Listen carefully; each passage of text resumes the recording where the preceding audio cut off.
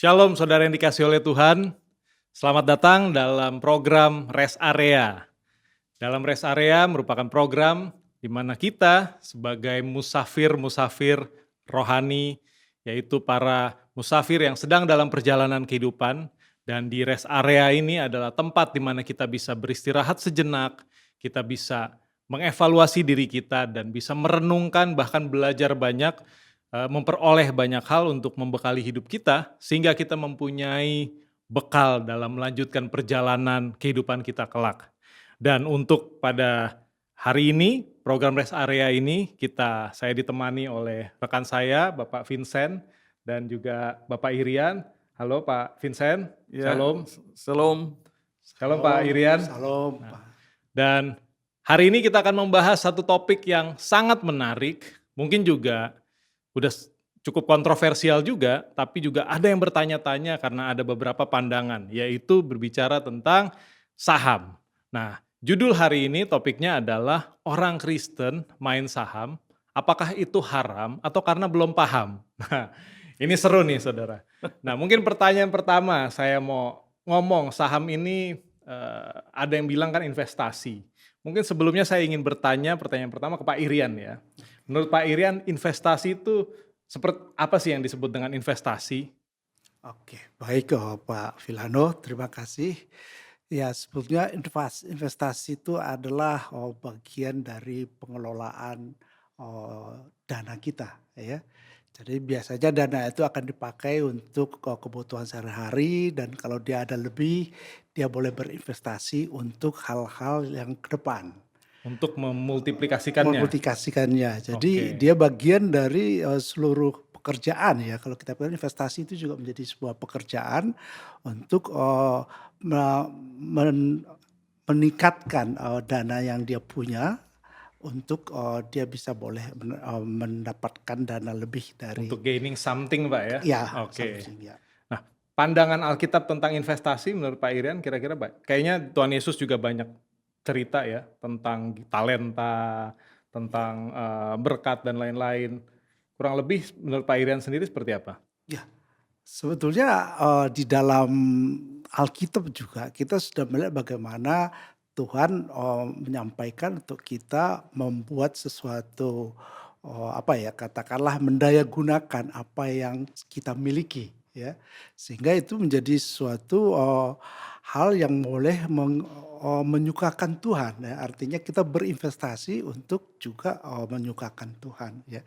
Jadi tidak artinya misalnya kalau kita berinvestasi untuk mendapatkan keuntungan tahap demi tahap ya. Jadi tidak mendapatkan keuntungan yang sekonyong-konyong kita menjadi kaya cepat. Semua pasti pengen untung Pak ya? Iya, Nggak ada yang pengen rugi. Iya, jadi ada proses yang kita harus lalui untuk bagaimana investasi ini boleh berkembang. Gitu. Oke, nah pertanyaan saya ke Pak Vincent nih.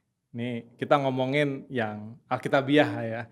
Biasanya investasi seperti apa sih yang boleh dan tidak menurut Pak Vincent? Menambah tadi dari apa yang Pak Irian bicara, investasi itu memang secara biblical Tuhan Yesus menjawab secara spesifik loh. Ada seorang raja yang bepergian, dia memberikan masing-masing mina untuk dikelola, dan kemudian Tuhan juga menjawab bagi orang yang memberikan yield ataupun produktivitas yang paling tertinggi. Nah, mungkin ya penting sekali perlu digarisbawahi soal bedanya investasi dengan judi. Oke. Ini penting sekali. Kalau kita mengenal definisi daripada karakteristik daripada judi, berarti the rest kita bisa kategorikan sebagai investasi. Nah, pada prinsipnya judi itu ada 3 ciri daripada judi, dan itu biasanya berbarengan. Yang pertama adalah pertukaran uang yang tidak melibatkan barang atau jasa. Itu masuk kategori judi. Itu pertama. Okay. Yang kedua, biasanya dalam judi itu diciptakan risiko yang artificial dan risiko yang nggak perlu. Andai kata orang nggak masuk dalam tanda petik perjudian itu, dia akan terhindar dari risiko artificial ataupun yang tidak perlu. Dan yang ketiga ini yang terpenting adalah judi itu mendapat keuntungan di atas kerugian orang lain. Yang kita sebut dengan zero sum game. Jadi segala keuntungan yang diperoleh itu sebenarnya dari penderitaan orang lain. Kurang lebih seperti judi. itu. Jadi seperti Oke. misalnya saya bertaruh dengan Pak Irian misalnya ya. Ini gampang sekali ya. Ada sebuah mobil lewat gitu ya dari jauh nih. Kita nggak tahu nih belakangnya itu ganjil atau genap, ya kan? Kan nggak tahu. Tapi warnanya merah warna mobilnya, truk gitu ya. Udah Pak Irian, kalau ganjil Bapak menang, genap saya yang menang. Whatever lah dibalik gitu loh. Ya. Nah ini udah termasuk kategori judi. Kenapa? Mempertaruhkan uang untuk sesuatu yang bukan barang atau jasa. 2, risiko artificial tercipta. Kalau nggak ada betting gini kan nggak ada risiko. Dan yang ketiga, zero sum game. Kalau saya menang, saya akan rebut semua uangnya Pak Irian. Kalau dijumlahkan, taruhannya 1 juta, saya dapat 1 juta, dia loss 1 juta, 0 itu. Oke. That's clear gitu loh. Berarti kalau kayak bola juga ya Bola juga sama. Nah, saya ingin menambahkan soal investasi di saham. Oke. Ya. Saham itu bukan judi kalau sifatnya itu adalah long term. Bukan in out cepat sekali. Gitu Tapi loh. saham sendiri kan sebenarnya kita bisa main short term juga kan. Bisa cepat. Nah ini dia, gini. Kalau short term itu kecenderungannya bisa menjurus ke judi. Tetapi kalau long term itu betul-betul investasi. Oke. Kenapa? Contoh ya, kita investasikan katakan 100 juta dalam saham misalnya, ya kan? Kita melihat kinerja Portfolionya. ya kan? Itu bukan zero sum game loh. Saya masuk sekarang misalnya katakan April, ya kan? Saya keluar nanti di bulan Desember, ya 8 bulan, ya. Oke. Saya mempunyai hak loh, dapat dividen, dapat capital gain. Seperti halnya kita jadi pemilik saham suatu Sebagai perusahaan. pemilik perusahaan, Ya, itu kita naruh duit di situ iya, ya. betul sekali, itu adalah investasi. Tapi kalau in masuk pagi keluar sore, itu tanda petik kategorinya udah kategori yang 3 ciri tadi tuh, bukan investasi. Tapi saya ngelihatnya gini Pak Vincent, itu ada tekniknya kan. Orang kan nggak sekonyong, kecuali kalau saya nggak ngerti apa-apa, saya beli pakai feeling, mungkin bisa masuk kategori judi. Ya kan? Tapi kalau saya misalnya memang punya analisa gitu ya, dia bikin kayak semacam apa namanya grafik, Iya, dia lihat technical seperti apa. analysis Technical misalnya. analysis gitu ya, walaupun short term, tapi menurut saya itu kan ada edukasinya. ya ada edukasinya. Itu apakah bisa dikategorikan judi juga? Kecenderungan orang, nih, sorry ya, kecenderungan orang nggak mau belajar, mau denger kata orang, terutama adalah dealernya. Pengen cepet untung. Pengen cepet, saham apa nih yang kira-kira tanda petik digoreng misalnya. Atau saya ikutin aja, saya ikutin Pak Vincent beli apa saya ikutin. Nah itu, ikut-ikutan. Mitu. Itu udah sebetulnya kalau kita mau coba jujur ya, banyakan tuh investor yang ada di pasar modal itu bukan investor tetapi player. Beda loh. Main dengan invest itu 2 hal yang berbeda. Main itu menjurusnya ke judi. Tapi kalau invest itu adalah investor. Jadi ada player dan investor. Iya. Betul. That's true. That's true. Ya, jadi ada sisi yang sebenarnya kita bisa balik lagi ya. Ada sisi yang tadi Pak Vincent bilang sedikit bisa jadi judi kalau kita salah memperlakukannya gitu ya. Tapi kalau dibilang investasi ya wajar karena secara perusahaan semua pemilik perusahaan juga pasti punya sahamnya kan. Betul. Saya sering kali gini bicara juga di seminar hamba-hamba Tuhan, Brother Villano. Saya bilang apakah investasi di saham itu judi atau bukan? Saya bilang setiap Anda dan saya buka perusahaan, pasti ada jumlah saham tertentu. Uang kita masuk dibagi dalam jumlah saham misalnya 1 juta lembar. Itu saham loh. Nah, kalau kemudian perusahaan ini berkembang, pledge untuk kolateralnya udah nggak habis, saya bersama dengan rekan saya ini mau jual saham ke publik untuk mendapatkan uang lebih besar untuk Diputar. mengembangkan perusahaan. Itu sama sekali bukan judi. Apanya judi? Sama dengan perusahaan, mengembangkan perusahaan kok, dengan mengundang banyak pemegang saham lain gitu loh.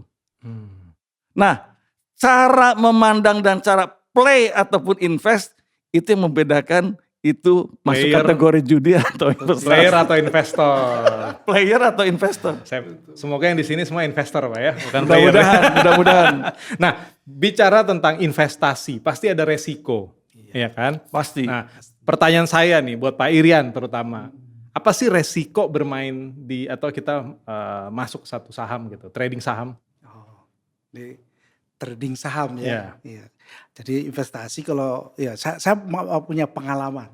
Pengalaman saya mula-mula trading harian itu ya. Tapi saya memang ambil yang low risk ya. Low risk. Tergantung nyali ya. Ya.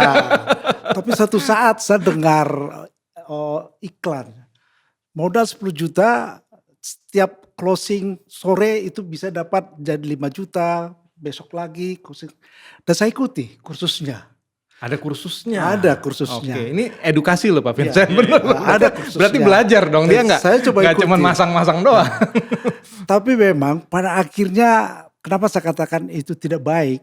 Dan itu semua energi, pikiran dan keinginan mau cepat mendapatkan uang misalnya 5 juta sehari dari modal 10 juta itu memang terjadi.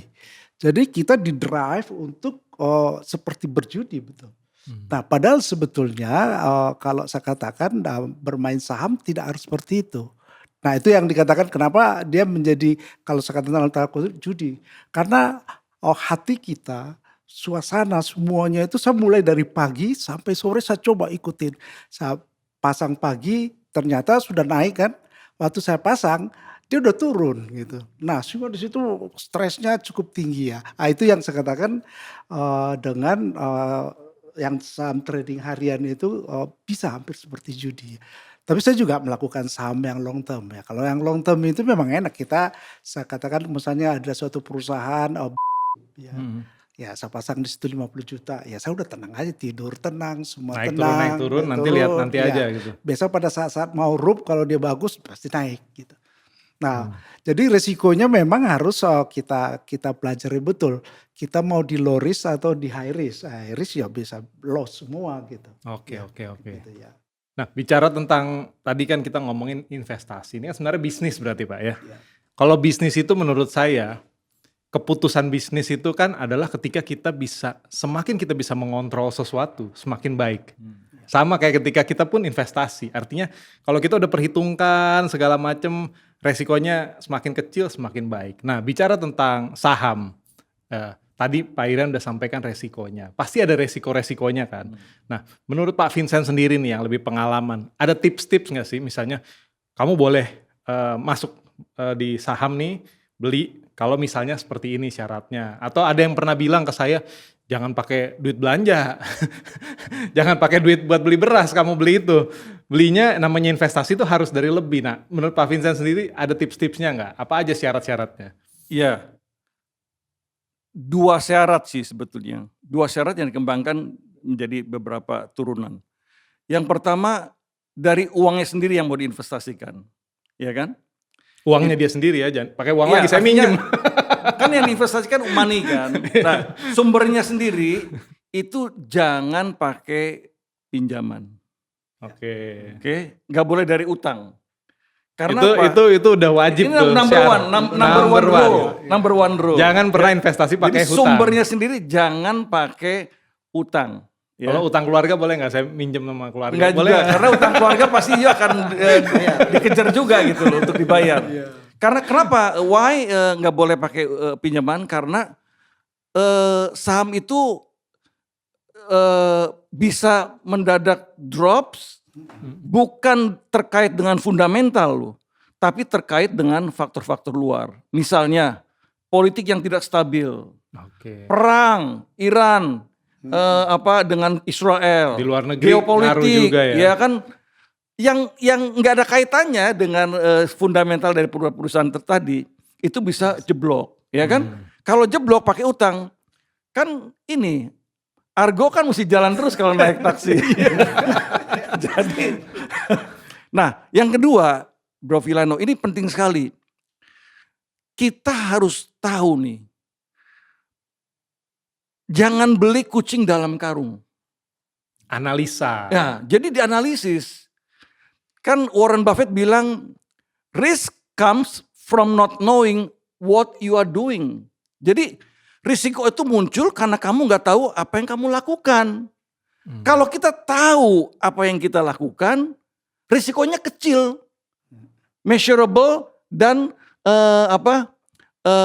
accountable, ya kan? Sama seperti pacaran atau cari istri itu harus you know who she is gitu. Jangan beli kucing dalam karung. Nah, ada patokan tertentu, ini bagus sekali ya. Tadi kan Bro Villano tanya, apa sih patokannya? Jadi sumbernya dulu ya. Sumbernya. Yang kedua, yang you mau investasikan, you tahu benar-benar. Sehingga risikonya itu akan sangat terbatas. Measurable gitu ya. Pertama, carilah perusahaan di mana manajemennya itu clean. Orang yang bersih. Yang kedua, cari perusahaan yang labanya itu besar. Karena kalau labanya besar, dividennya pasti akan besar. Ya kan? Yang ketiga, cari perusahaan yang growing-nya dari tahun ke tahun tuh bertumbuh. Bukan bertumbuh dalam hal utang, tapi bertumbuh dalam hal sales dan profit. Dan yang keempat, carilah perusahaan di mana sektornya itu cukup seksi, bro. Ya, contoh yang nggak seksi kan saat ini penerbangan, misalnya gitu ya. Contohnya ya. Contohnya, kadang-kadang komoditi itu juga nggak seksi. Tapi ada kalanya komoditi seperti batu bara, wah itu lagi kinclongnya betul-betul bisa terbang bisa 5-6 kali. Nah, satu lagi yang terakhir, yang terpenting adalah masalah valuasi. Valuasi sahamnya. Oke. Ya, itu ada ukurannya tuh. Pakai PE, price earning, dan pakai price book. Price book tuh ada perbandingan antara harga dengan nilai buku tuh. Artinya kalau gini, kalau you beli saham di bawah 1 kali book, itu istilah investasinya itu waktu beli Anda sudah untung. Hebat kan? Oke. Coba, contoh misalnya, nilai buku satu saham 5.000, diperdagangkan di 4.000. Itu aja udah untung. Udah untung 1.000 tuh. Iya kan? Nah, kalau terjadi kemudian goncangan, itu paling-paling harga sahamnya itu akan mendekati nilai buku. Jadi ada cushion, ada pengaman. Ini kalau istilahnya tanda petik. Ini udah makin teknis nih. Investor guru ya Pak Lokengong itu katakan beli Mercy harganya harga Avanza. Misalnya kayak gitu. Semua mau Pak kalau kayak gitu. Mau lah. Kita mau ya Pak Irian ya. Tapi untuk bisa kayak gitu kan ada kemampuan khusus. Ada belajarnya dong. Tapi sebetulnya ada analisanya. Bro Villano, kalau kita lihat di capital market, di pasar modal, banyak sekali loh counter-counter yang kayak gitu. Jadi nggak usah ikut-ikutan lu beli apa. Cari aja orang-orang yang sudah proven. Ini semua sama loh. Sama loh, sorry. Dalam hal keselamatan kan carilah Tuhan yang berasal dari surga, betul kan? Yang bisa membawa pada kita ke surga. Ini kan sama nih. Orang yang sudah proven, ya kita ikutin jejaknya. Jadi itu boleh juga sebenarnya. Boleh. Jadi sebetulnya nggak usah jadi S1, S2, S3. Itu simple pemikiran yang simple, yang sederhana, yang gampang sekali untuk diterapkan sebetulnya. Ikutin aja jejak orang yang sudah berhasil. That's it. beriman berarti. Iya, Benar. betul. Karena dia udah Betul. proof kan. Karena tapi udah proven. tapi sambil kita pelajari juga. Cuma sambil belajar, sambil belajar. Jadi mesti jangan bodoh terus lah istilahnya. Mesti. Tapi kadang-kadang gini, kalau sampai ternyata benar-benar dia, saya kayaknya Tuhan kasih damai sejahtera untuk beli ini nih, damai sejahtera nih, ini imannya kayak gini, itu gimana tuh Pak Irian? Apakah boleh gitu? Apalagi misalnya hamba Tuhan yang bilang gitu, ini jadi agak non teknis kan, ini urusannya iman nih jadi. Ini gini ya, kalau saya Tuhan itu kan sudah berikan pada kita hikmat. Hikmat. Ya kan? Hikmat itu pasti pertama kita harus ngerti dulu teknik analisisnya, ya kan? Seperti tadi saya katakan ada valuasi, ya kan? Yang kedua pasti kita juga ada kebiasaan untuk doa. Nah, itu yang sebetulnya membuat kita itu lebih sensitif sih. Asal jangan ini, Bro Villano, Pak Irian juga ya. Iya. Jangan ada unsur greediness. Nah ini nih. Greediness, biasanya orang tuh greedy gitu loh. Ini saya juga sama, pernah jatuh di greediness juga. Wah, sikat aja hutang sebesar-besarnya. Padahal tadi source-nya number one rule loh. Source-nya itu jangan hutang. Jangan sampai juga. Tapi karena, ini kalau naiknya sebulan 2 bulan naik 2 kali 3 kali, bayar 1,5-2% sih peanut lah istilahnya gitu loh. Nah ini greediness. Tapi itu kan tadi utang. Kalau nggak berhutang duit sendiri, tapi duit listrik buat bayar listrik, buat bayar. Nah itu juga sebenarnya saya nggak. Ntar juga nanti bisa. Gitu. Saya nggak merekomendasikan. Jadi istilahnya jangan. Asal jangan duit persembahan Pak. Kita pakai itu. Jangan sampai gunakan uang gereja untuk investasi saham loh ya. Ya setidaknya uang sendiri. Ntar di Tuhannya saya puterin dulu ya. Gitu. Kalau untuk itu juga nggak boleh Pak ya. Enggak. Pokoknya yang sudah ditujukan untuk tujuan tertentu sebaiknya tidak usah digunakan.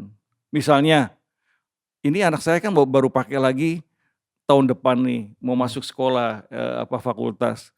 1 tahun ini gua gunakanlah duit dulu. Belum tentu 1 tahun itu bagus loh keadaan situasinya. Kalau seperti geopolitik yang nggak mendukung terus, berakibat kepada situasi market kan nggak akan go up juga gitu loh. Nah itu pada waktu nanti kewajibannya due, harus anak mesti bayar uang pangkal, uang sekolah, tapi ininya belum menghasilkan. Nah itu kita akan ada dalam situasi yang terjepit tuh biasanya. Nah kalau dari Pak Irian sendiri mungkin ada tips-tips atau pesan-pesan apa yang bisa disampaikan buat orang-orang yang mungkin akan membeli saham atau mungkin masuk ke trading or seperti ini gitu. Iya. Kalau saya ingin sampaikan sebetulnya memang dunia saham ini memang harus kita pahami baru kita masuk ya. Jangan sampai ngerti dulu baru kita masuk ya. Jangan, karena saya terus terang, saya pengalaman dari yang trading harian itu, karena saya tidak mengerti sebetulnya. Saya betul-betul tidak mengerti karena ada analisisnya, tapi ternyata ada yang pemain yang gorengnya juga ya. Jadi sehingga waktu di awal-awal tuh kok enak, dapat keuntungan, habisnya seperti yang tadi Pak Vincent bilang, keinginan untuk satu tuh, misalnya saya main 10 juta dapat untung 1 juta. Kalau saya main 100 juta, berarti saya untung 10 juta kan. Ya, kita coba ya. Jadi artinya yang tips yang ingin saya sampaikan, jangan terbawa arus yang seperti itu ya. Kita harus kalaupun kita sudah mau masuk, masuklah dengan tenang dan untuk ada damai di situnya. Jangan ya. nafsu, Jangan nafsu ya. Itu tips ya. Karena banyak orang, saya bisa masukin 10 juta hasil 1 juta dalam 1 hari, kenapa nggak saya masuk sampai 1 M gitu, taunya jeblok gitu ya. Nah itu banyak kejadian, banyak teman-teman saya seperti itu. Ya. Kita gadein rumah gitu Pak ya. Karena dia sangat santai, waktu dia masukin 10 juta dapat 1 juta, 1 hari. Kenapa nggak saya masukin 1 M, taunya jeblok ya, terlambat sedikit dia lewat. Gitu. Mungkin itu. Jadi harus lebih hati-hati ya. Pak Vincent sendiri mungkin timing itu sangat mempengaruhi. Contoh nih paling jelas, kemarin saya kan dapat berita ya, baca berita bahwa hari ini akan RUPS dan akan membagikan dividen sekitar 17 triliun. Saya hitung ya itu kira-kira 421.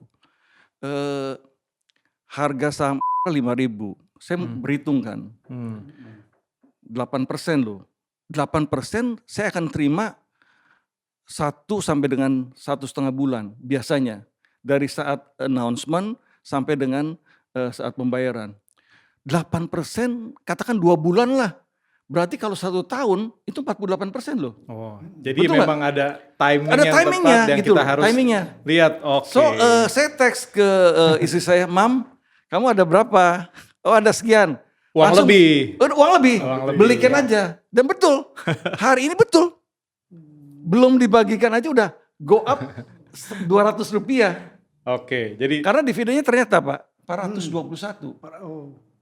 jadi kita belajar Iya. satu hal bahwa memang timing yang Jadi tepat juga timing itu itu penting sekali. dan Valuasinya tadi saya katakan. Valuasi, ya. Ratu valuasinya 5 sampai 6 kali bro. Murah sekali. 5-6 kali. Terus book value-nya hanya 1 kali. Nah ini saya coba tidak merekomendasikan audiens ya, untuk membeli saham tertentu. Cuman contoh aja gitu loh. Oke, sayang sekali kita udah harus mengakhiri program kita hari ini. Tadi kita belajar banyak tentang apa yang kita bicarakan, saham yang pasti jangan pakai hutang belinya, jangan pakai uang buat beli beras, dan pakai uang yang lebih, dan investasi memang harus bijak, ya nggak boleh greedy, dan tadi Pak Vincent bilang harus tahu timing yang tepat, harus belajar, ada edukasinya. Dan kembali saudara yang dikasih oleh Tuhan, kita akhiri program Rest Area ini. Sampai jumpa dalam Rest Area berikutnya. Dan saya percaya semoga di program Rest Area ini kita semua bisa mendapatkan banyak hal menjadi bekal buat perjalanan hidup kita, terutama perjalanan spiritual kita kelak. Tuhan Yesus memberkati.